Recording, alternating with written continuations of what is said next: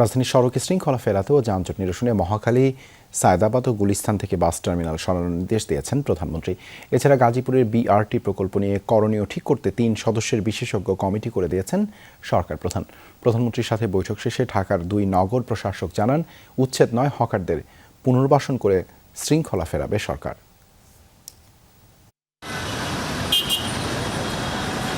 বর্তমান সরকারের অগ্রাধিকার তালিকার অন্যতম ইস্যু ঢাকার যানজট নিরসন ও সড়কের শৃঙ্খলা ফেরানো। সেজন্য প্রধানমন্ত্রী তারেক রহমান গঠন করেন যানজট নিরসন ও ট্রাফিক ব্যবস্থাপনা আধুনিকরণ বিষয়ক কমিটি, যার তৃতীয় সভা অনুষ্ঠিত হয় সোমবার সচিবালয়ে প্রধানমন্ত্রীর কার্যালয়। সভা শেষে যোগাযোগ ও পরিবহন বিশেষজ্ঞ অধ্যাপক ডক্টর মোহাম্মদ হাদিউজ্জামান জানান, যানজট নিরসনে কার্যকর ব্যবস্থা নেয়ার সিদ্ধান্ত নিয়েছে সরকার। রাজধানী থেকে সরিয়ে ফেলা হবে যানজট তৈরির অন্যতম অনুষঙ্গ বাস টার্মিনাল। আজকের মিটিংয়ের প্রধান এজেন্ডাই ছিল যানজট নিরসন, এবং আপনি জানেন যে অলরেডি আমরা কিন্তু স্বল্পমেয়াদী, মধ্যমেয়াদী এবং দীর্ঘমেয়াদী পরিকল্পনা নিয়ে হাঁটছি।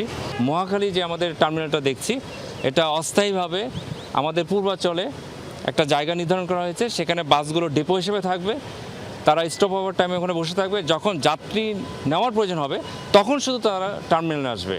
একই সাথে আমাদের সায়দাবাদ বাস টার্মিনাল এবং আমাদের ফুলবাড়িয়া বাস টার্মিনাল, সেটা নিয়েও কথা হয়েছে। বিকল্প দুটো জায়গা দেখা হয়েছে, অস্থায়ীভাবে আপাতত সেখানে তারা স্টপ হওয়ার করবে।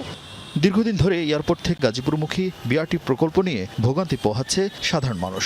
বিপুল বিনিয়োগের এই প্রকল্প বাতিল করার দাবি জানায় বিভিন্ন সংস্থা। তবে প্রধানমন্ত্রী চান জনগণের জন্য এই প্রকল্প থেকে বিকল্প সুফল নিশ্চিত করতে। এই প্রজেক্টটিকে যদি আমরা অ্যাবান্ডেন্ট ঘোষণা করি, তাহলে এটা আসলে একটা ব্যাড এক্সাম্পল হিসাবে কিন্তু থেকে যাবে।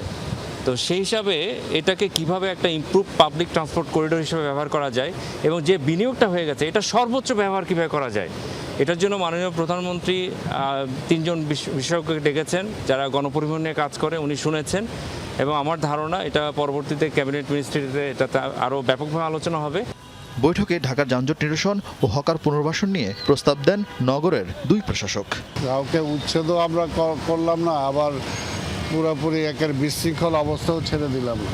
এগুলোকে আলাপ আলোচনার মাধ্যমে কত দ্রুত একটা শৃঙ্খলার মধ্যে নিয়ে আসা যায়। এছাড়াও ঢাকা রাস্তায় এআই ক্যামেরা কতগুলো বসানো হয়েছে, বাকিগুলো কবে নাগাদ বসানো হবে সে বিষয়ে প্রধানমন্ত্রী জানতে চেয়েছেন। আরেফিন শাকিল, যমুনা নিউজ, ঢাকা।